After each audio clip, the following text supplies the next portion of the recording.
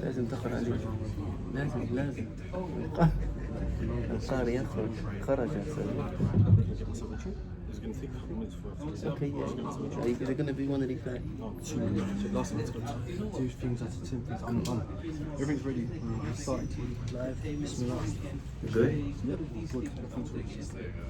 بسم الله الرحمن الرحيم إن الحمد لله تعالى نحمده ونستعينه ونستغفره ونعوذ بالله من شرور أنفسنا ومن سيئات أعمالنا من يهده الله فلا مضل له ومن يضلل فلا هادي له وأشهد أن لا إله إلا الله وحده لا شريك له وأشهد أن محمدا عبده ورسوله صلى الله عليه وعلى آله وأصحابه ومن تمسك بسنته إلى يوم الدين. أما بعد فإن أصدق الحديث كتاب الله وخير الهدي هدي محمد صلى الله عليه وعلى آله وسلم وشر الأمور محدثاتها وكل محدثة بدعة وكل بدعة ضلالة وكل ضلالة في النار. أما بعد السلام عليكم ورحمة الله وبركاته. In fact, I don't normally say وكل ضلالة في النار because there was some ishkal as it relates to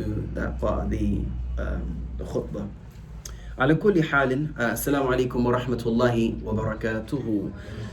طيب إخواني, last week we covered hadith number 33, which was كيفية وضوء النبي صلى الله عليه وعلى آله وسلم. Then we moved on to hadith number 34, which was مسح الرأس مرة واحدة, يعني wiping the head once. And then I believe we went on to hadith number 35, كيفية مسح الرأس, how to actually wipe the head. And it was mentioned that each narration, whilst Ibn Hajar rahimahullah ta'ala, when he mentioned the narration of for example hadith number 35 and 36, he mentioned the shahid of a longer hadith. When I say the shahid of a longer hadith, what does that mean? The shahid of a longer hadith, the most important part that he wants to use as a proof to whatever he is trying to use or trying to argue or trying to prove. طيب, mumtaz, well done. So hadith number 33 was narrated on the authority of Humran, who was the mawla of Uthman ibn Affan, صح? Radiyallahu ta'ala anhu. I mentioned about 3 or 4 important things about Uthman radiyallahu ta'ala anhu. Who can remember? Assalamu alaikum, bro. Who can remember anything about Uthman? Anything? Was it the second Khalifa? Second Khalifa, صح? Third Khalifa? Fourth Khalifa? Third Khalifa? Hands up for he was the 4th Khalifa. Uthman. Hands up for the 3rd Khalifa.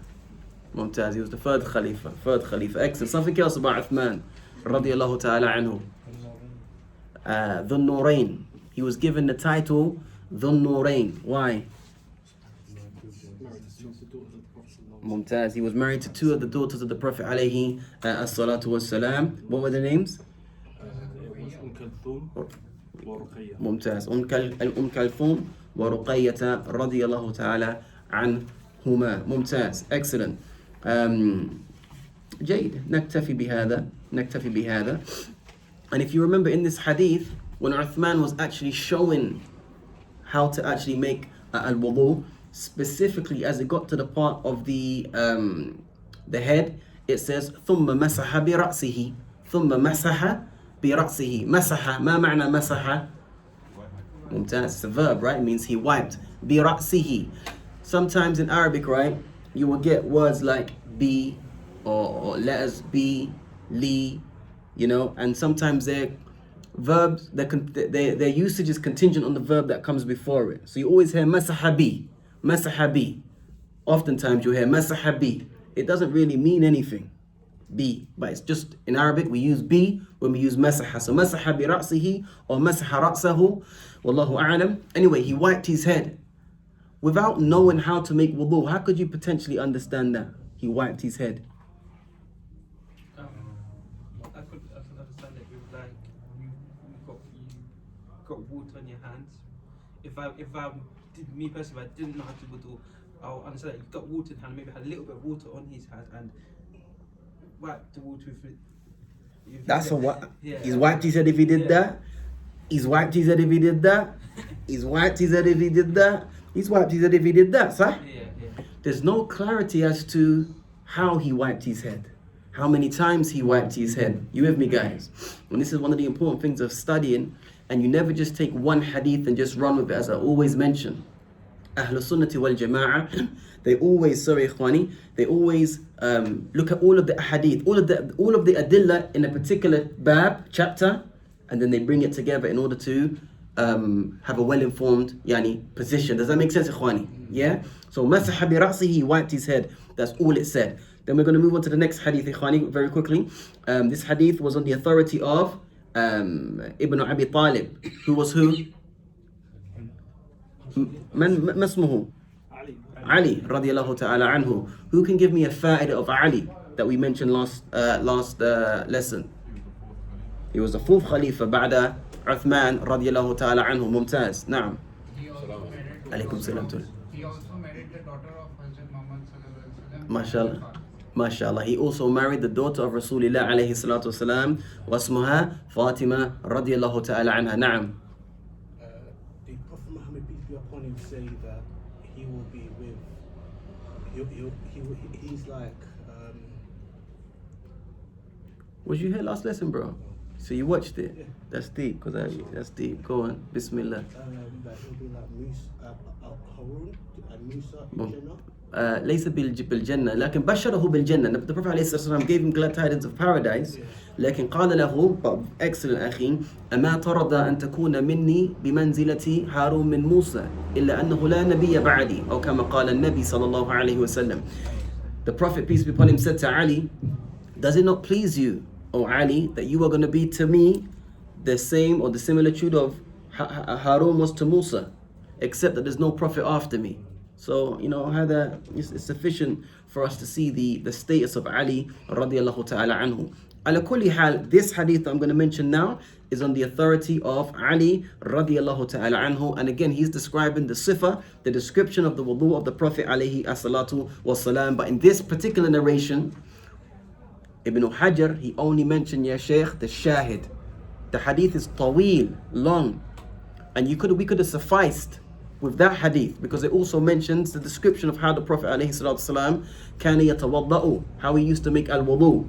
لكن in this hadith قال علي رضي الله تعالى عنه ومسح برأسه واحدة. ما معنى واحدة إخواني? One time. So now it gives us a bit more of an understanding of, okay, he wiped his head, how many times he wiped it. لكن that's once, right? That's once, right? It still doesn't mention exactly how he did it. And then the next hadith, ikhwani fillah, which was hadith number 35, which I believe, نعم, we وصلنا إلى hadith number 35, كيفية مسح الرأس, how the Prophet عليه الصلاة والسلام actually used to make the ras, the masah of the ras. And this hadith is on the authority of Abdullah ibn Yazid ibn Asim. He said, وَمَسَحَ بِرَأْسِهِ. ما معنى هذا؟ وَمَسَحَ بِرَأْسِهِ. You understand, you guys? MashaAllah, tabarakallah, starting to understand a bit of Arabic. وَمَسَحَ بِرَأْسِهِ وَأَقْبَلَ بِيَدَيْهِ وَأَدْبَرَ. And the word أقبل بمعنى he started at the Mumtaz and he went back to the back and then he came back again. خلاص. استفدنا. We benefited, right? We benefited. That rules out that. And it was a bit of banter last week, or last lesson, but I did mention this guy's I'm in a good mood. Like, let's just stay professional today, bi'idhnillah ta'ala. We did mention that they say that the face, right? The face, in Arabic, they say the face is what faces, right? So it's from there to there and from there to there. That's the face. So when you're doing the mash, you start from the top of the hairline. Where? Allow it, no. You start at the top of the hairline, or where the hairline would naturally grow. So the issue is wiping the head, not necessarily the hair. Because if a person, let's be real now, if a person is bald, and I'm not talking about receding hairline, I'm speaking about nothing. like proper skin bald, he still has to do the mess, right? He still has to do the mess. He's not free from doing the mess. Mumtaz. Stop it, akhi. Stop it. I can feel your eyes burning my cheek. Now, yeah. So if you remember, akhi, at the end of the last lesson, you said to me that none of the ahadith actually explain about the ears. Do you understand? And then I said, it's coming, and that's what we're going to cover now. And I remember you mentioned as well, and maybe Abu Bakr might have backed you up on this, about the whole, the nostrils as well, which inshallah ta'ala we're going to cover today. So we're going to cover 3 hadith today. Number 1 is exactly the wiping of the ears. How do you wipe the ears? Because we have not discussed that yet. The next thing we're going to move on to is al-istinthar, which is the blowing of the water out of your nose. All right, we're going to, when you get up from sleep. And the last hadith we're going to cover is the obligation of washing your hands. And there's a difference of opinion in this. The obligation of washing your hands when you wake up from sleep before you put them into a vessel. We ready, guys? Before we begin, actually, are there any questions? Anything that's pertinent to understanding today's lesson that maybe from last week? Anybody have any questions? La? We good? طيب, bismillah, akhi. Nice and loud, yeah? وعن أبي عبد الله. One more time, bro. وعن عبد الله ابن عمر ابن عمرو رضي الله عنهما في صفة الوضوء قال ثم مسح رسول الله صلى الله عليه وسلم برأسه وأدخل إصبعيه السباحتين في أذنه ومسح أذنيه حبيبي. نعم. ومسح بإبهاميه ظاهر أذنه أخرجه أبو داود والنسائي وصححه ابن خزيمة. May Allah subhanahu wa ta'ala reward you. I'm just going to read it one more time, yeah? وَأَنَّ عَبْدِ اللَّهِ إِبْنِ عَمْرٍ. By the way, ikhwani fillah, oftentimes people may get the word Umar and Amr mixed up, because if you took away the harakat, the tashkil, right, they would look very, very similar, except that the word Amr has a waw at the end. The word Amr has a waw. Umar بدون الواو. Ain, Mim, Ra, فقط. لكن if you see the waw at the end, that's Amr. طيب. وعن عبد الله ابن عمر. Now Abdullah and Amr, يعني Abdullah ibn Amr. Amr أبوه. فهمتم؟ أبوه الأب. ما معنى الأب أخي؟ Father. And Abdullah, there's an individual called Abdullah. He's the ibn of Amr. He's the son of Amr. So Amr is who? The father. Both of these two individuals were companions of Rasulullah alayhi salatu wasalam. And Shaykh Abdullah Fawzan, he mentions that there was only 12 years between al-ab wal-ibn, which means what? Young. Yeah, he got busy young. 12. He would have been 12 when he had his son, right? He would have been 12 when he had his son. And 12 years, like, you could hang around with somebody 12 years younger than you when you get to a certain age. Do you know what I'm saying? How old are you, bro? You're not joking. But you could, though. Like, there comes to a certain age when somebody gets like around their 30s, 35, you could hang around with somebody that's like 22 or something like that. That's 12 years, no? 23? That's 12 years. No, that's 12 years, bro. 23, 35. 23. Come, what did I say, 22? All right, I was 1 year out. I'm sorry. Do you know what I'm saying? But my point is this. 12 years between al-ab wal-ibn. And the translation of which is, by the way, for those brothers like yourselves that are new, have you got, actually, they haven't got a print. Have you got?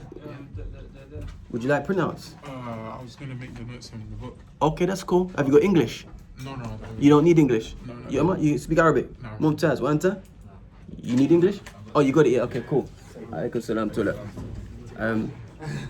No, that يتكلم عربي. You want to read? بسم الله. جيد. أين درست؟ في أم القرى قليل. أم القرى. قليل. ما شاء الله تبارك الله. ممتاز. Alaikum salam tula. Naam. So, yeah, for those brothers that are new, sorry, my bro, what's your name? Abdul Aziz, nice to meet you, Akhi. Have we met before? Yeah? Lewisham? Oh, Brixton. Okay, cool. So, for those brothers that are new, what you'll find is on the printouts, right? I've purposely, intentionally left some blank spaces, and that's for you guys to fill in the blanks. And what I would normally do, right, is I'd leave the blank spaces in the Arabic. And I realized today, if somebody doesn't understand Arabic, then blank spaces, لا فائدة فيها, ما في فائدة, there's no benefit. So what I've started to do now is I've given the blank spaces in the English. I should have anyway. Can you see, guys? Yeah? So that, like, for example, where it says Abdullah ibn Amr, you guys can write, there was 12 years between the son and the father, if you wanted to, if you felt that was, necessary. Jade. So the translation of this hadith is Abdullah ibn Amr radiyallahu ta'ala anhuma narrated regarding the description of the ablution. The description of the ablution. Then he, Allah's Messenger sallallahu alayhi wasallam, wiped his head, inserted his index finger in his ears, like this, guys. Inserted his index finger. This is what was referred to, Akhi, where it says Isba'ihi as-sabahatayn. As-sabahatayn. And they say that the reason why it's called as-sabaha, alaykum salam, as-sabaha wahida, because of tasbih, you make a tasbih with it, all right, and you glorify Allah with it. Ala kulli hal, you put your index finger. Look how yani daqiq and precise the description is. You put your index finger inside your ears, right, and then it says وَمَسَحَ بِإِبْهَامَيْ. Your ibham is your thumb. إبهاميه, his two thumbs. وَمَسَحَ بِإِبْهَامَيْهِ ظَاهِرَ الْأُذُنَيْن. Yani he would wipe the exterior. هكذا. These go in here, these go like this. You wipe the exterior. أخرجه أبو داود هكذا. And then Shaykh Abdullah Fawzan, he says وَالْحِكْمَةُ مِنْ تَخْصِيصِ الْأُذُنِ بِالْمَسْحِ لِتَطْهِيرِهَا ظاهرا وباطنا لتخرج الذنوب التي كسبتها الأذن بالاستماع. I should say بالاستماع عفوا إخواني في الله بالاستماع إلى ما لا يجوز. And the wisdom behind wiping the ears, right? Wiping the ears is that in order to purify them, is that it will, inshallah tabaraka wa ta'ala, alleviate or wipe away any of the sins that the ears would have picked up from listening to that which is not permissible to listen to, from music, ghiba, and namima, and anything like it. كما تخرج من سائر أعضاء الوضوء. Just like when you make wudu, when you wash your face, right? Obviously that includes your eyes. Inshallah ta'ala, any of the sins that you would have accumulated with your eyes, they fall off. You know, when you wash your hands, any of the sins that you would have accumulated with your hands, they fall off. When you wash your feet, similarly, that's the case. But I just wanted to mention that min bab al-fa'ida. So we see how you can vary the number of times you wash certain parts. Is there more times you wash it, the more likely the sins are to fall off on that area? Excellent question. So he said that with regards to the amount of times that you can wash your bodily limbs, is it the more times you wash it, the more likely the sins are going to drop off from that particular bodily limb? And the answer to that is that I haven't read anything to suggest the more you wash it, the more likely the sins are to drop off. However, the more you wash it, i.e. up until 3 times and not exceeding that, is going to be closer to the sunnah of Rasulullah alayhi salatu wasalam. And that's always going to be better. That's always going to be better.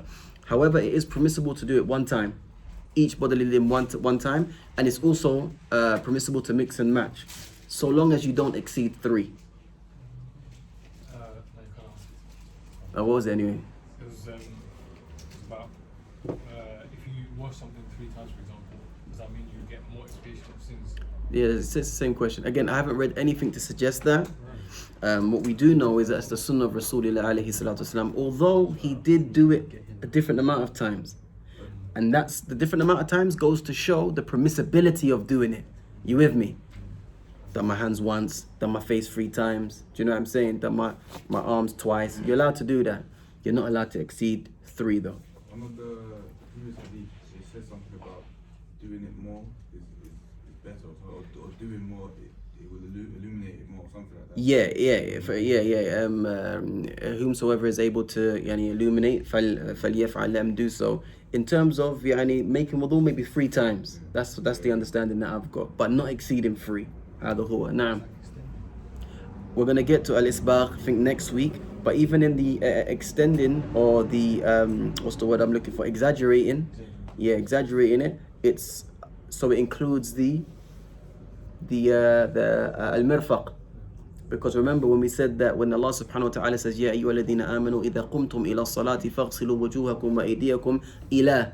The word al-ila, to, up until your elbows, it could be understood that if the elbows are not included in that ghusl right there, because it says up until. Do you understand? So when you extend, it's up until and including the elbows. The elbow should, and there's another narration of a companion. He was making al-isbagh fil wudu. Naam. You said that body parts you exceeded 3 points. Is the head always once? Mumtaz. Excellent. Who can remember the difference of opinion in this particular mas'ala? No. So you can do it 3 times. They say you can do it 3 times based upon what? I was another class I heard from Adam. You said كما قلت. لا كما كما قال. نعم. Because they say the first hadith of al-Marām radiallahu anhu, Yes. it mentions Free. free, and then wipe their head. So Yeah. they attached it to that. That's it. Excellent. And they had another reason, and it escapes me right now. But that's it really. But the strongest opinion is you do it once, because we've got the adillah to show that it's only 1 time. Now. All right, I don't normally do this, but I'm going to try it today. You know where it says, Ma yustafadu min al-hadith? Oh, so you haven't got it, sorry. No, don't worry. Right, so this hadith, guys, the blatant thing that this hadith suggests is what? The blatant thing that this hadith suggests is what? The exterior side of the ears. The ears is part of the wudu. So the ears is part of the wudu. All right, the hadith indicates ala mash al-udhunayn fil wudu. Mash al-udhunayn fil wudu, because up until now, remember, we haven't seen anything to suggest that the ears get washed.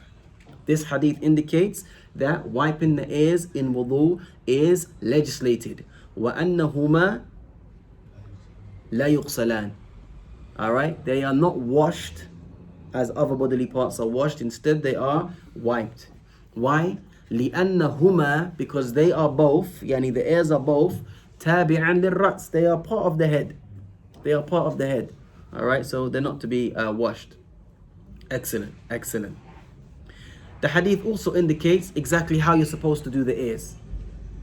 It mentions as-sabbahataini. It mentions al-ibhamay. All right, using the index finger to go inside the ears and wipe inside. It also mentions using the thumbs to wipe the exterior of the ears. It's very, very explicit in that. لكن قال الشيخ عبد الله فوزان. By the way, if you hear me say قال الشيخ عبد الله فوزان, Sheikh Abdullah Fawzan says, I'm referring to a modern day scholar who's alive today who's explained this hadith, and he's one of the people I go back to as a source. He says وَلَوْ مَسَحَهُمَا بِغَيْرِ سَبَّاحَ جَازٍ ولكن العمل بالسنة أفضل. He said that even if a person were to wipe the ears with other than the ماذا? Sabaha, the index finger, is permissible, because the maqsood is that you wipe your ears.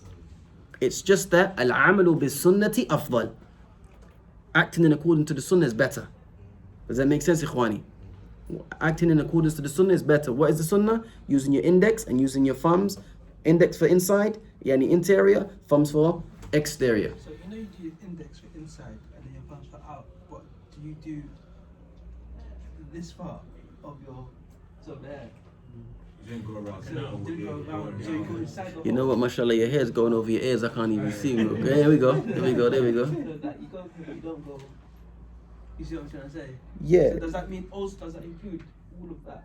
Yeah, I mean, although the hadith doesn't explicitly state that, but the interior of the ears is going to be from here. This is all the interior, what's inside the ears, and the exterior, hakada. And Allah tabaraka wa ta'ala knows best. Does that make sense, though, ikhwani? It's not a must that you have to use your index finger. Any finger that you use, jazz, it's going to be permissible. However, acting in accordance to the sunnah is better now.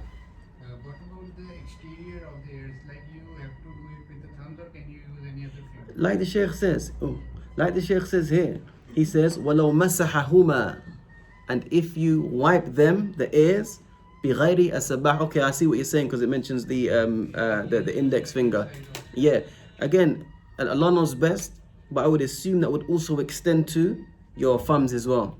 They would also, because in the hadith mentions the sabaha, your index finger for the middle, inside, sorry, just like it mentions the thumb for the outside. Do you know what I'm saying? So why would it be okay to use any other finger for your, instead of your index, but you have to use your thumb? Do you know what I'm saying? The whole issue is making sure that you wipe that part of the body. So you, in terms of using the water, yeah? Using? The water to use afterwards for the ears. Yeah. The same thing, so you wet your hands, and because your hands are already, fingers are already wet, you do it? Yeah. Or you go and No, good question, yeah. Once you've done the mash of the ras, you use the water that's mutabaqiya from the mash to do it, and not get any al-majid, al-jadid, not get new water. Alright, not get new water. Somebody answer the question quickly? Yeah, can you just clarify? Sifa, the word sifa. What did you think it said? Safha. La ma fi safha. Sifa, description. I translate it as manam. And yeah. Sorry, number 4. Scratch number 4, akhi, in Arabic. Yeah. Number 4 is a repeat from the previous one when I copy pasted it. Yeah. All right, mumtaz. Ikhwani, does that make sense? So now we've wrapped up everything that there has to do with making al-wudu. Very, very, very explicit when you look at all of the ahadith in this bab. We're going to move on to hadith number 37 now, ikhwani fillah. Afwan akhi fillah. Masmur? Abdul Rahman, tafadali. نعم. وعن أبي هريرة رضي الله عنه قال قال رسول الله صلى الله عليه وسلم إذا استيقظ أحدكم من منامه فليستنثر 3 فإن الشيطان يبيت على خيشومه متفق عليه. ممتاز، زادك الله علما. ما معنى متفق عليه يا خالد؟ ما معنى, what does متفق عليه mean? Looked at uncle. What does muttafaqun alayhi mean? By Bukhari and Muslim. Excellent. Imam al-Bukhari and Imam Muslim, they both narrated this particular hadith, and this is the hadith Akhi Amani, Sheikh Amani, which you was speaking about. Naam, tafadal Akhi. So I don't think he gave us the title for 36. 36. The top thing. Sifatu mash al-udhunayn. The description, sorry, the question was, I didn't give the title for hadith number 36, and that was the description of wiping the ears. The description of wiping the ears. Whenever you see the word sifa, guys, oftentimes when we're speaking about at-tawheed, the word al-sifa refers to an attribute of Allah subhanahu wa ta'ala. The sifat. You must have heard as-sifat, right? Al-asma wa sifat, right? Asma'ullahi wa sifatihi ta'ala. Lakin, when we're just speaking normally and you hear the word sifa, it's a description. Or a sifa could mean an adjective if you're speaking about the language. Do you know what I'm saying? It's all contingent on the context. So now we move to hadith number 37. And the title of this hadith, ikhwani, is Mashru'iyyatu al-istinthar 'inda al-qiyam min al-nawm. The legislation of al-istinthar. Now guys, al-istinthar is this. If I get some water in my hands and I inhale it into my nose, that's istinshaq. Lakin amma al-istinthar, that's ikhraj al-ma' min al-anf, yani to actually blow it out. Not to let it just trickle out by itself, to actually blow it out. That's called al-istinthar. That's called al-istinthar. You got it? That's called al-istinthar. So the legislation of, what are we going to say? What's the word I'm looking for? Exhaling, maybe? What's exhorting? Exhaling? Exhorting. Maybe I think exhorting is a word as well. Maybe. Exhale, let's use exhaling. The legislation of exhaling water from the nose when waking up from sleep. When waking up from sleep. عند القيام من النوم. We good, guys? Can we continue? Do you mind, Akhi, just reading it one more time for me? وعن أبي هريرة رضي الله عنه قال قال رسول الله صلى الله عليه وسلم إذا استيقظ أحدكم من منامه فليستنثر 3 فإن الشيطان يبيت على خيشومه متفق عليه. زادك الله علما. The narration or the translation of which is Abu Hurairah radiyallahu ta'ala anhu. Who can remember what Abu Hurairah's name was? على الصحيح ابن صخر عبد الرحمن الدوسي. ممتاز. عبد الرحمن ابن صخر الصخر الدوسي. Abu Hurairah radiyallahu ta'ala anhu, he narrated that Allah's Messenger sallallahu alayhi wa ala alihi wa sallam said, when one of you wakes up from his sleep, when one of you wakes up from his sleep, he must blow out of his nose 3 times. Yani with water. With water. For the shaitan, let me quickly just write, I didn't even write with water on mine. But you guys have got with water, right? In brackets. Yeah, I remember writing it. For the shaitan spends the night inside one's nostril. For the shaitan spends the night inside one's nostril. Now, this is an interesting hadith, very, very interesting hadith. And it's one of those hadith which, you know, you've probably heard the non-Muslims like ridicule the Muslims for it. You believe that the devil sleeps in all this kind of stuff. But what's interesting to know is that as Muslims, you know, our criterion or our criteria in which to judge the truth from the falsehood is what? Al-Quran was sunnah as-sahiha. Was sunnah as-sahiha. Yani the Quran and the authentic sunnah of Rasulullah alayhi salatu wasalam. You with me? So whether we understand the hikmah or we don't understand the hikmah, meaning the wisdom behind something that the Prophet alayhi salatu wasalam said, so long as that narration is authentic, that's all that matters. That's all that matters. And we're going to trust that Allah subhanahu wa ta'ala will only command us with that which is good for us and will only prohibit us from that which is harmful. So you don't have to worry about trying to explain anything to anybody. The hadith is the hadith. Do you know what I'm saying? You're under no, to a non-Muslim I'm speaking, you're under no obligation to take it, and you can ridicule until the cows come home. This is what I believe. This is my faith. They might accuse you of blind following or just having blind faith. So yeah, I do. I have blind faith for Rasulullah alayhi sallam, and there's no aib in that at all. There's no aib, there's no shame, there's no embarrassment in that. This is the belief of the Muslim. إِذَا اسْتَيْقَظَ أَحَدُكُمْ, if one of you wake up, including men and women, sah? It doesn't say إِذَا اسْتَيْقَظَ الرَّجُلُ or الرِّجَالِ. It says إِذَا اسْتَيْقَظَ أَحَدُكُمْ. أَحَدُكُمْ means one of you. أَحَدُكُمْ. But it encompasses women as well. مِن مَنَامِهِ. Min manamihi, the word manamihi means his sleep. Alright? Min manamihi, his sleep. So, from the mere wording of this hadith, it includes what? Without looking at the Arabic. No, we said ahadukum encompasses women, but min manamihi.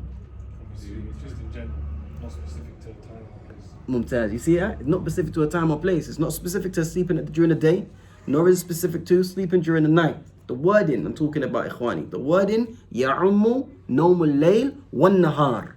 Whether you sleep during the day or whether you sleep at night. فَلْيَسْتَنْثِرْ ثَلَاثًا. Then let him exhale. Exhale, we said, right? Exhale or exhale. Water out of his nose 3 times. فَإِنَّ الشَّيْطَانَ يَبِيتُ عَلَى خَيْشُومِهِ. For indeed the devil resides, or he, how do we translate it? Spends the night, yani in his nostril. Now the word as-shaytan huna, it's speaking about, كما قال Shaykh Abdullah Fawzan, the jins of the shaitan, not the actual shaitan himself, yani iblis. Like in the jins of the shaitan. How am I going to translate the jins of the shaitan? Yeah, just as a creation. The shaitan as a creation. So the one that might be stepped in my nose might be different from the one that stepped, or probably is different from the one that stepped in Abu Sumayya's nose. That wasn't a dig. That wasn't a dig. You know what I'm saying? However, ikhwani fillah, you know the word yabitu that I've actually highlighted in Arabic? I highlighted 2 words in Arabic. Manamihi, which was in the first line. Then the second line, yabitu, right? I highlighted the word yabitu, which means to spend the night. Huna, the word yabitu, na'am, mukhassasun lihada al-umum. I said the umum, the generality was any sleep. Sleep during the day, sleep during the night. But the word yabitu is only related or specific to sleeping at night. Okay. Alright? Does that make sense? Look at that. The word yabitu ikhwani fillah. The reason why I'm explaining this is so that you understand why the ulama why the scholars come to the opinions and the stances that they do come to. Initially, when we came across the word min manamihi, it encompassed every type of sleep, whether it's a qaydula after dhuhr, whether it's a little cat nap whenever you take it, or whether you're sleeping at night. But the word yabitu in the hadith, you won't get that from the English, right? You won't get that from the English. Spends the night in his nostril. Maybe you might, from the word night. But anyway, the word al-baytuta la takunu illa fil layl. The word al-baytuta la takunu illa fil layl. Wallahu ta'ala a'lam. And if you notice, guys, what has this hadith got to do with what we're speaking about? What were we discussing in the hadith before this? Al-wudu, right? We're in Bab al-wudu. Has this got anything to do with al-wudu? Yes.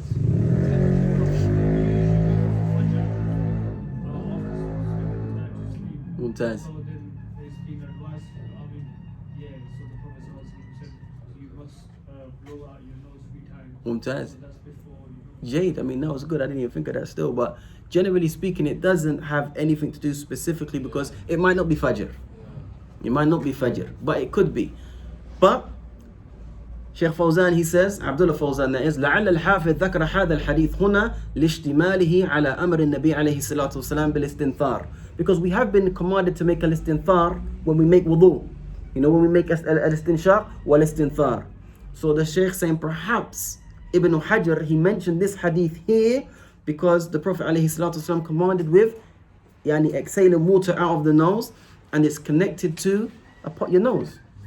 And obviously, the nose is a very important part of al-wudu. Does that make sense? Does that make sense, sorry? So from the fact that you said your B2, so just want to try to understand. So when it was manamihi, it was general, could have been any sleep, but No. that your B2 makes it specific that we make it, and we now know this is only when you get up from sleep at night. That you do. So if I had a qulul, I don't. You would be valid if you were to say, I'm not doing it based upon the word yabitu in the hadith. You'll be valid. Do you know what I'm saying? And that is daqiq. Yeah, because I'm confusing manamihi because that's general. Yeah. As in anything, but then specifically because that word mentioned yabitu. That's what I'm saying. And that's why if you look underneath it, I say mukhassasun li hadha al-umum. Because the first one I said ya'ummu an-nawm, nawm al-layl wa nawm al-nahar. It's general. But then this specific word, يخصصه. You understand what تخصصه? What's your kunya? What's your kunya? What's my kunya? Yeah. Abu Zakaria. Okay. I just thought, well, since you've grown hair and stuff, you might have changed it now. No, Ibn Hair. Oh, start calling Ismaeel Ibn Hair now. What's that like that? You lost me. Why did Ibn Hair mention this hadith? I don't know what asked me. Why did you mention this hadith, Ibn Hair? Is that alright? Ibn Hair? Yeah. No, that's a spell check, man. I don't have that in front of me. I just got that. I got another version. Ibn Hair, bro. Ibn Hair, you joker. Change that to Hajar. Hajar. Why did Ibn Hajar mention this hadith? And I just mentioned because the Prophet alayhi salatu wasalam, he commanded with al-istinthar, and it's connected to obviously the making of the istinthar in wudu. Either if you wake up at night from during the night for Fajr, or just generally speaking you wake up from night, you wake up in the night, sorry. And obviously that making al-istinthar is connected to that bodily limb, which is the nose, and that's an integral part of making al-wudu.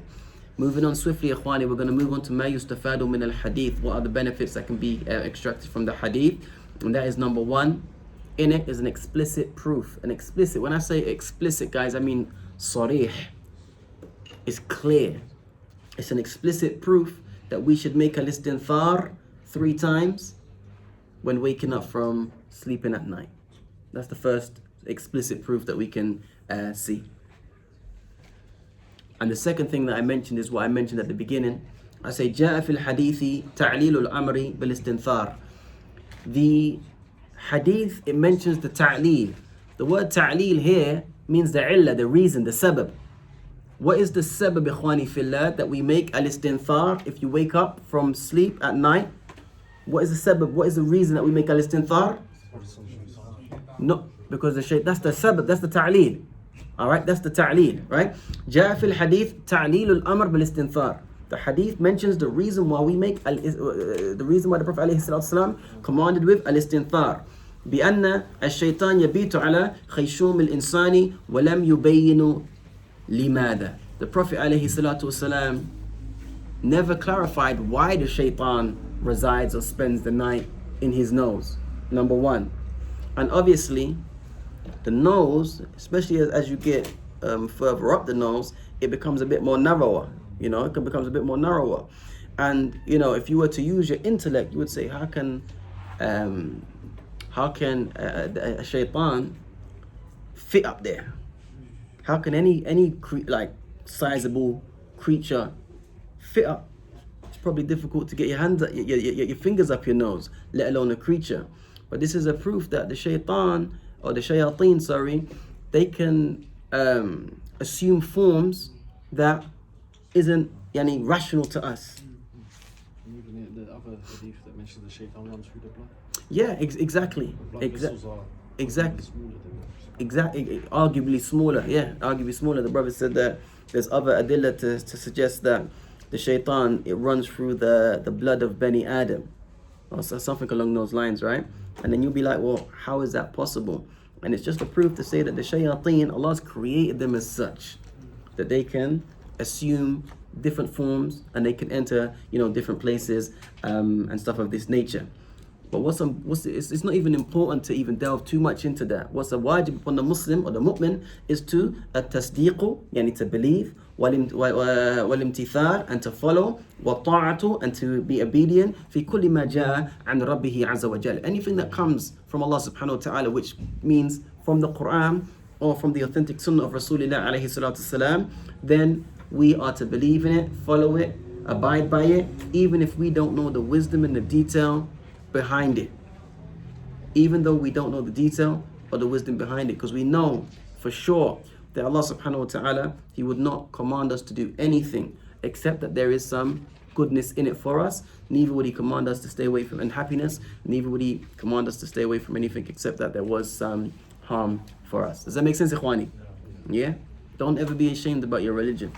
Don't ever be ashamed about your religion. So if you say you wake up the country and you got to make, or you don't make to the far, you just went the wudu, is that wudu now void?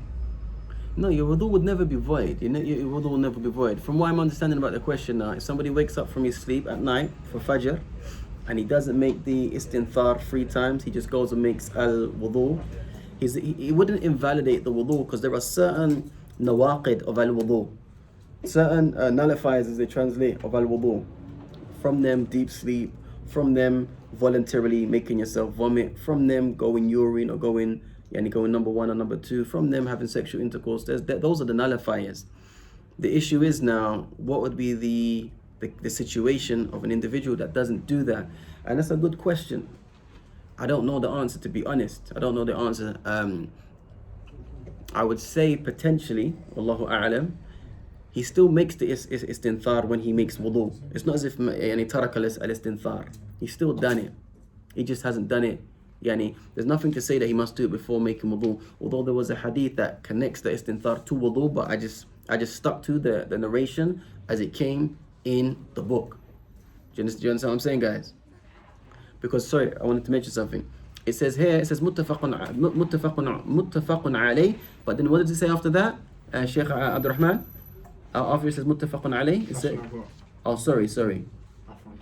No, agreed upon. No, that's it. Muttafaqun alayh. I think there's another narration whereby it actually mentions, it connects it to making al-wudu. But tafaddal. But obviously, say when you perform wudu, you take it and you can do it once. Yeah. So how have you made this 5 years? Mumtaz, that's a fantastic question, man. That's a fantastic question. You can, nah. What is the? That's a good question. I'm gonna have to look into that. What is the hukm on this now? Is this wajib? Is it sunnah? Because it says here, speaking to Leila ala al-wujub. Nah. That's what I was going to ask. Mumtaz. Alright, so the question here, Ikhwani Fillah, is what is the hukum, the ruling on doing this, making this al-istinthar? Is it wajib or is it mustahab?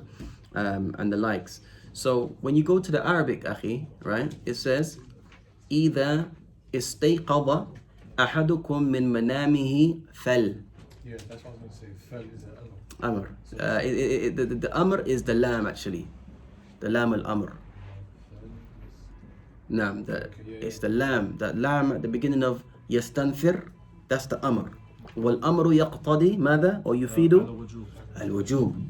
So the zahir of the hadith is يدل على الوجوب.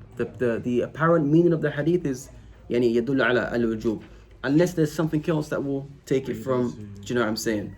But there's some masail that I didn't even think about, which is what the brother asked as well here. It specifically mentions 3.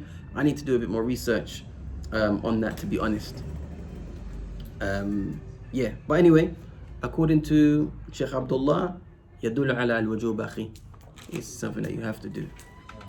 Alright, Ikhwani Fillah, it's been quite a light lesson today. We're just moving across swiftly. We're going to go to hadith number 38, and this is going to be the last and final hadith for today.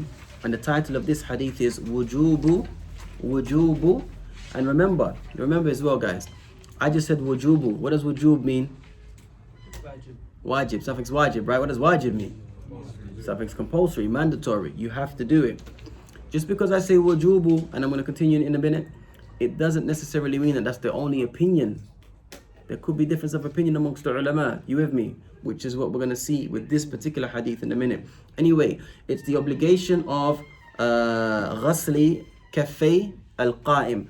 It's the obligation of the person who's just woke up from sleep, washing his hands 3 times before he adkhalahuma, before he puts them, yani his hands, into a vessel. So yani in layman's terms, if you wake up from your sleep, then you are to wash your hands. Wash your hands before you put your hands into a vessel. Alright? Or a pot or anything like that. Can you say the Arabic title? Naam. Wujubu ghasli kaffay. Wujubu ghasli kaffay al-qa'im min al-nawm. Al-qa'im min al-nawm. Wujubu ghasli kaffay al-qa'im min al-nawmi qabla idkhalihima fil ina. You got that? One more time. وجوب غسل كفي القائم من النوم نعم قبل إدخالهما في الإناء نعم شيخ. وعنه إذا استيقظ أحدكم من نومه فلا يغمس يده في الإناء حتى يغسلها 3 فإنه لا يدري أين باتت يده. متفق عليه وهذا لفظ مسلم. ممتاز أخي, ممتاز. You guys catch that?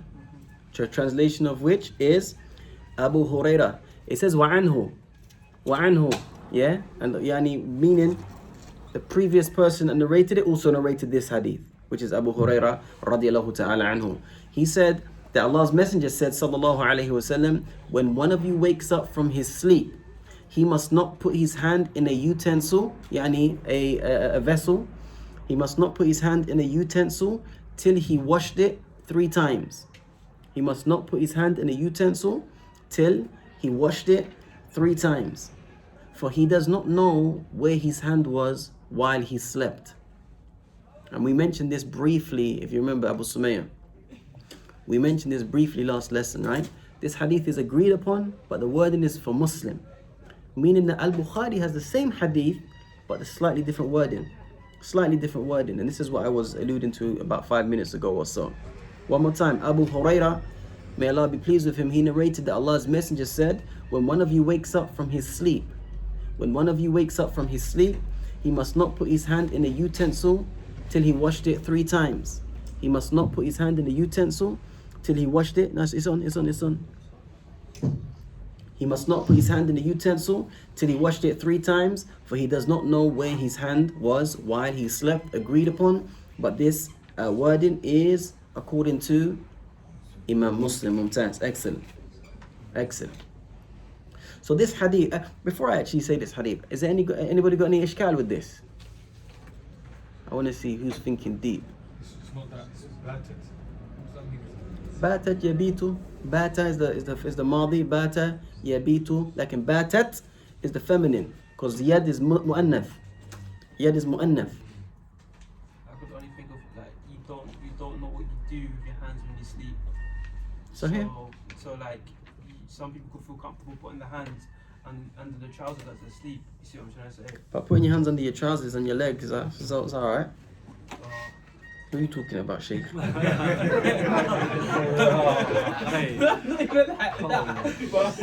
You said under your trousers, bro. That don't break your wudu. Talk to me. There's no shyness in the deen. What does he mean, Muhammad? You don't know? What do you think he means?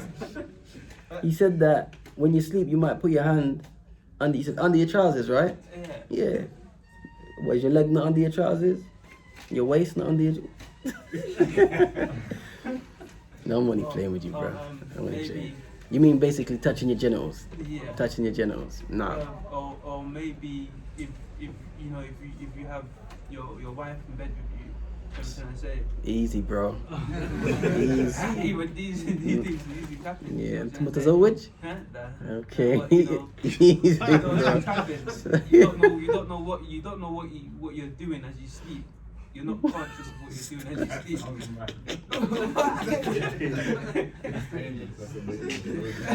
You're not wrong though, bro. You're not wrong, but you need to be like a proper heavy sleeper, boy. Like autopilot.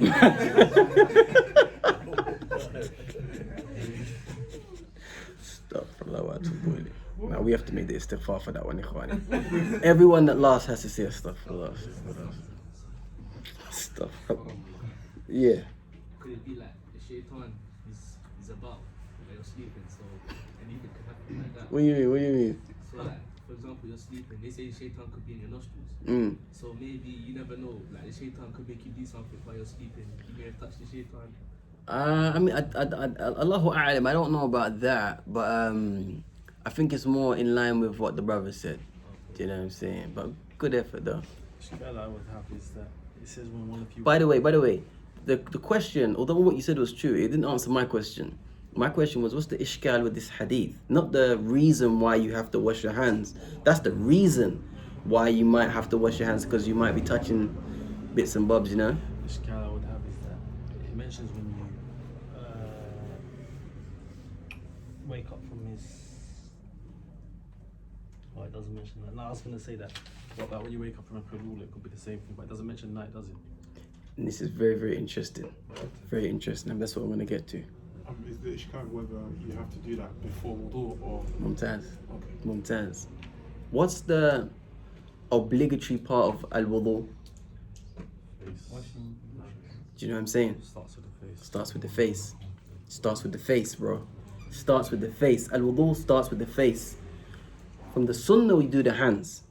And I mentioned that last week and maybe the week before, you don't have to wash your hands. It's sunnah. It's just better. That's really daqiq, akhi, mashallah, tabarakallah. I watched the clip today, literally, he said that. Aji. I forgot. What did he say? He said that people need to stop saying, you know, he said it a bit shadid, he's like, people need to stop saying that the wudu is washing your hands 3 times and this, that, the other. The wudu is to start with the face, and No. that is a sunnah. Okay. Nah. Excellent. Just hit you with the na'am. Then the clip stopped. Yeah, my sheikh just do that sometimes, man. Okay, this is the issue. The issue is this: the ayah in Surah Al-Ma'idah, which specifies how to make al-wudu according to what's acceptable with Allah subhanahu wa ta'ala, like the bare bones, if you like. It doesn't mention washing the hands, it mentions washing starting with the face.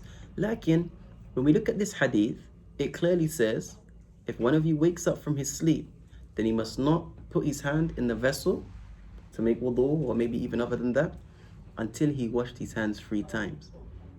Alright? Fala. Fala. This word fala, and this is la an-nahiya. It's a prohibitive.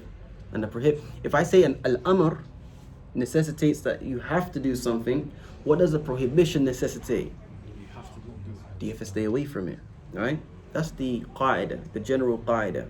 Unless that you have adillah that might take that from a prohibition down to something that might be recommended and stuff like that.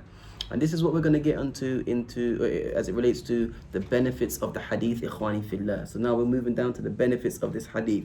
This is really, really daqiq. Obviously, the first major benefit, or the obvious benefit, is that in it is a proof that we have been prohibited from yaghmis, to insert your hand into a vessel if you wake up from sleep, until you've washed it 3 times.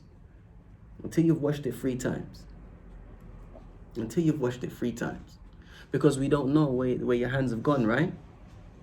So the prohibition is connected to the person. Sir? It's connected to the person. The person is not allowed to do that. The Prophet ﷺ did not speak about the water itself. Makes sense? على سبيل المثال ماذا أعني؟ What am I talking about? What do I mean? بمعنى, if a person was to do it, whether intentionally or unintentionally, the water is still going to be pure. Unless he had a big piece of najasa in his hand, Allah musta'an. Do you know what I'm saying? And it just messed up the whole water. Now the color, the taste, or this has changed. And this is what we covered in the beginning. So the mere action of a man putting, or a woman for that matter, putting their hand, because true, she don't know where her hands went. Sir? She don't know where her hands went. You know? The mere putting your hands into a vessel doesn't invalidate or the purity of the water. Instead, it's a prohibition on the actual person that's doing it. That's the first thing. Do you want me to finish and then come to you? Sorry. Mumtaz. The majority of the scholars, however, say it's not an obligation to wash your hands 3 times. Why? That's for you, Musa. Think about what everything. The answer, you're not going to find it by looking at it. I just want you to think about what we've presented. We know that the Prophet ﷺ in this hadith commanded that if you wake up from sleep because you don't know where your hands went, wash your hands 3 times. Is there another hadith that suggests I mean, that's a very good guess, but without, I mean, I don't know, but without saying that, it's something that you already do know because we've covered it so many times. I need you to just think about it. Why do the majority of the scholars now say that washing the hands 3 times if you get up from sleep, laysa biwajibin, it's not an obligation. Instead, it's recommended. And the prohibition in the hadith is carried on to its dislike to do that. Why? Think about it. Good try. It's not difficult. One of the brothers at the back there. You haven't got it? Sheikh? No? Somebody on the left side? Yaqub? La? Is it because you can't wash your hands when you make wudu? I mean, you don't have to wash. I mean, you eventually end up washing your hands, but you don't start with it. Like there's the face first that you could do if you didn't wash your hands, if you didn't decide to wash your hands. I don't know who to choose out of you two now. Okay, bismillah. Because it's what's it called? The ayah commands you to start the face. Beautiful. So it can't be a wajib if the ayah commands you to start the face. Beautiful. Beautiful. Now, that's it. That is it, bro. That was the key. That goes to show, and Allah knows best, that you've been paying attention, man. You have to be paying attention to get that. You understand? And no disrespect to anybody else. I'm not saying you guys aren't paying attention, but you have to be paying the next level of attention to get that. Because the ayah clearly states, if you stand, oh you who believe, if you stand to perform prayer, wash your face. We got the ayah, kalamullah, telling you to do something. Then you've got a hadith, which also tells you to do something which seems not necessarily in opposition to that, but it's telling you to do something else. How do we reconcile between these two? The ulama say, Na'am al-amr A command necessitates you have to do it. A prohibition necessitates that you have to stay away from it. However, when there seems to be a contradiction, what they do is this now is carried to being mada, it's disliked to do it. It's disliked. It comes down a little notch, so to speak. It comes down a little notch. And that goes to show that if you do see an amr, a command in the sunnah, it's quite possible, if there are other proofs and evidences to suggest otherwise, that the amr isn't a command that means it's mandatory. It could mean that that particular thing's disliked. But you need to read, you need to research, you need to see what the other adil is saying. What does the word mahmoud mean? Mahmoud, and it's carried. Mahmoud means it's carried. Now. So you see, there was like an issue when. Sorry. Sorry, bro, I'm listening. Yeah, you see, there was an issue when somebody said, I can't remember what somebody says, but somebody said something about, the wudu, you're told to, do the face first, the hands, but you're being instructed to. But this doesn't mention. This isn't necessarily wudu. Run that by me again. Someone said something about they were trying to connect this to the wudu, but we start with the face. They said, it starts with the face. So, how is this telling you have to you have to do the hands? And obviously you reconciled it because it's more cruel to do it. But I'm saying, even if you take that away, this doesn't mention when you're going to stand to make wudu, make sure you wash your hands first before when you wake up. This is just when you wake up before you put your hand in the vessel, right? Any vessel. It's not saying it's part of the wudu. Okay, now this part of like cleansing yourself and beautiful. being clean before you put your hand in. Beautiful. Now this is what I wanted to say. Like, mashallah, we've done maybe nearly an hour now, and this is how the lessons are supposed to be, right? Unfortunately, they've been longer because sometimes I cover more hadith or sometimes I go into a bit more detail. Now, the hadith I presented to you guys is what Ibn Hajar presented in his book, right? And it says, Mada? وَهَذَا لَفْظُ مُسْلِمٍ, which means this is the wording according to Muslim, which means what? Because Bukhari, because Bukhari's got, it's muttafaqun alayh, it's in Bukhari and Muslim. I didn't bring it here because I didn't want to make the lesson too long, but I did want to mention it today, and I'm so glad that you said that. In al-Bukhari's narration, it mentions tawadda. It mentioned the word tawadda if he wakes up and he goes to make wudu. You understand? So this one's kind of general. The narration in Bukhari mentions specifically about making wudu. But even if we just put Bukhari's narration to one side for 1 second, and you say, well, this doesn't necessitate that a person gets up to pray, but it also includes it if you do get up to pray. Do you know what I'm saying? So it's still connected to the mas'ala at hand. What part of the wudu? Because people are saying, but the wudu starts with it. It's not wajib to do that as part of the wudu. I'm saying washing the hands in this instance isn't part of the wudu. But what? This is when you begin wudu. You start that before you make the wudu. Yeah, but what happens if a person wakes up in the night to pray? So he is making wudu. Yeah, but that's still, if for example my intention is to clean my hands based on this hadith because I don't know where my hands spent the night, right? Yeah. So I've cleaned my hands. Yeah. Now I'm putting my hands in a vessel to make wudu, and I'm just gonna start with the wajib, right? Yeah. Okay, but I haven't sit there and this is not part of my. Just run that one by me again. All right, cool. So I've got up in the night to pray, yeah. Yeah. Now, me to wash my hands is based on this hadith. This hadith, yeah. Okay, to cleanse my hands because I don't know where they spent the night. Absolutely. Not as part of the wudu. So I'm gonna start wudu with the wajib and just do my face. But I've cleaned my hands based on this hadith because of I don't know where they spent the night. Not because I'm gonna make wudu. Not part of the wudu. You get what I'm saying? Yeah. No, it's crystal clear now. Jazakallah khair. But perhaps the reason why they mention this is to say, even though you're doing it for this reason and not for a sunnah of wudu, you still washed your hands. It's just your intention has been different, but you still came with the action of washing the hands, and Allah knows best. But I'm just saying because like I said, it goes back to what I was saying. That the person was saying, but how can this be wajib to do that when the face is a wajib? Yeah. No. Yeah. I hear. But if this is not part of your intention, it's not part of wudu. You know what? I think you're. Okay, I hear what you're saying. I do hear what you're saying. I think I understand anyway. Yeah, that's anyway. What qaida? The hardship. But there's ما في مشقة في ذلك. If I misunderstood maybe, but if you get your hands in the vessel before you make wudu, is that what you're saying? No. You're onto something, Akhi, but maybe let's speak off the camera so then maybe we can save time. All right.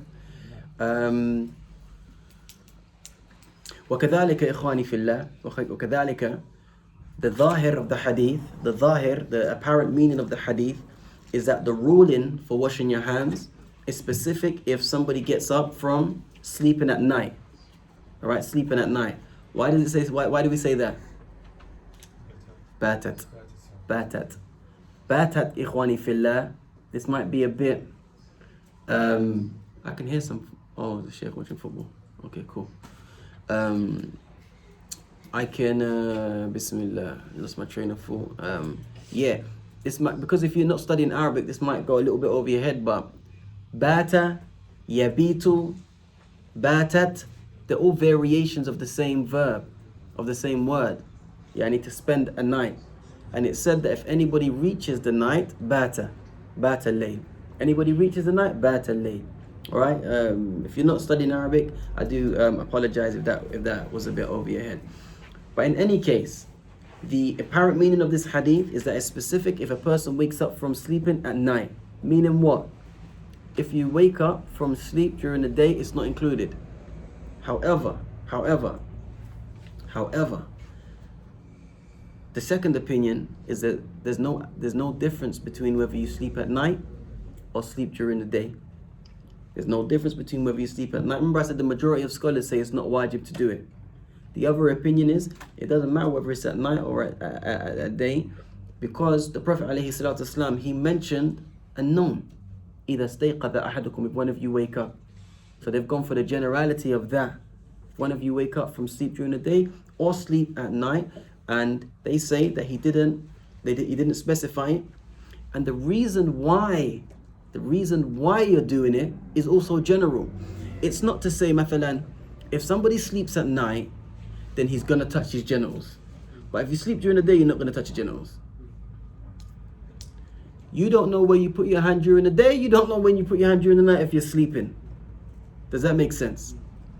So when you look at it like that, it's as I mentioned here, لِعُمُومِ الْعِلَّةِ, for the generality of the reason why the Prophet ﷺ mentioned this particular thing. Although sleeping at night is going to be a bit more emphasized. Why? Because you sleep for longer. So if you sleep for 8 hours at night, but you only sleep for 1 hour during the day, you know, you're going to have a higher percentage chances of touching things that you shouldn't be touching, as opposed to sleeping for an hour. It's just common sense. What you can say though? You sure? Does that make sense, ikhwani fillah? And that's what I wanted to present to today. Any questions, guys? Is it a spelling mistake? Wali-umum, sorry, yeah. Umum, there should be a meme. There should be a meme there, my bad. There should be a meme. Yeah, it was a light lesson today, guys, but sometimes it's nice to mix it up and not make all the lessons 2 hours and stuff of this nature. Now, I feel like it was one of the lessons that I read that you're also supposed to leave when you touch your genital without any cloth. about breaking wudu? Yeah. That's also breaking it when you touch your genital without any cloth. Yeah, mashallah. So the question, even if you're awake, meaning? Yeah. So the question is, if a person's awake and for whatever reason he touches his genitals, right? Does that nullify the wudu, basically? Who knows the difference of opinion in this? Somebody else. Because we need to know it as men, guys. Now, Bashir, right? What is the question? What's the question, man? But you had up to answer the question. Yeah, I had it. You wanna process it again? No problem.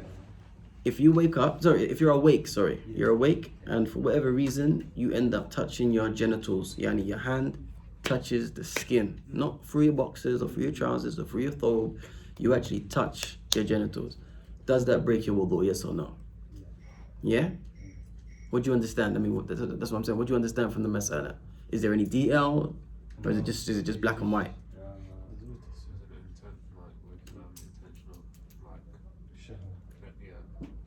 Desire, right? You guys catch that? He said that, people will touch their genitals for different reasons. Somebody might touch their genitals, right, because it's itching, it's scratching. It might be scratching. He might touch his genitals for that reason. Someone might touch his genitals because his boxers were too tight and he sat down in a funny way, so he might need to adjust them. All right? There could be many reasons. Somebody might be coming out the bath and he might be drying himself, and he might be creaming his body, and his hand may touch. I'm not gonna say he's gonna stop it. Yaqub akhi. Let's behave ourselves, bro. That's why I said he's creaming his body. His hand may touch. Do you know what I'm saying? Now, or somebody may touch his genitals because what? No, yeah, because he's gonna have intercourse with his wife out of desire, yeah, out of desire. It's not the same. Is the ruling going to be the same now? Now there are hadith which necessitates that indicate that if you touch your privates with your hand directly, it invalidates the wudu. There's other hadith which the Prophet ﷺ mentioned, that is to one of the companions when he asked about it. He said it's only a part of you. Your private parts is just like your hand. It's just a part of your body, right? It's a part of your body that you've been created with.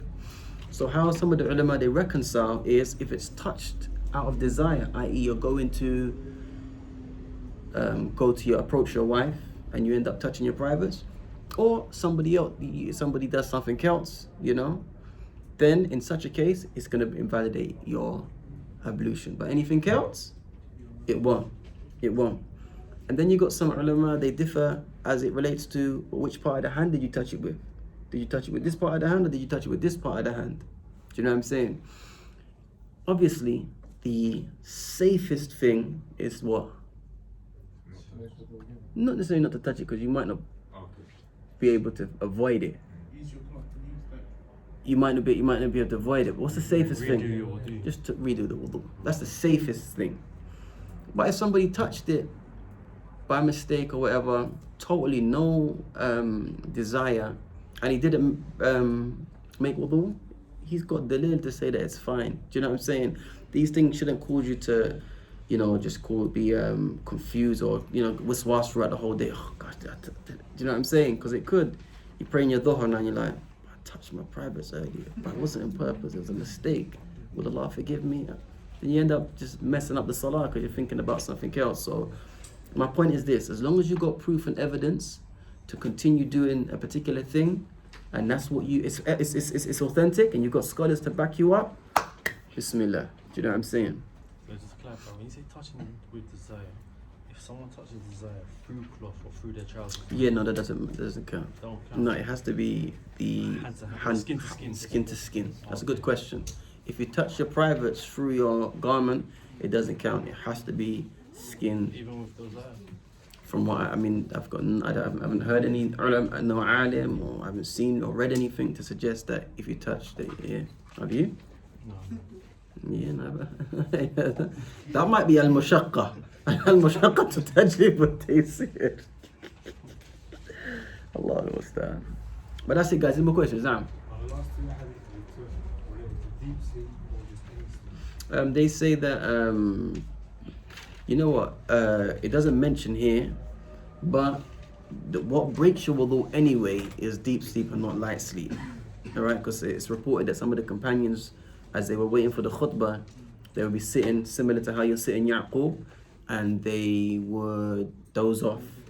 You get me? And then they would wake up and join the sufuf, and they wouldn't make wudu. They wouldn't, That's one thing. And that's a good question, Akhi. It doesn't actually state, but it's probably assumed, if you like, that it's deep sleep. Why? Because it says if one of you wakes up from sleep, yani, at night. You know what I'm saying? At night is the time for sleep. Somebody had their hands up? Yeah.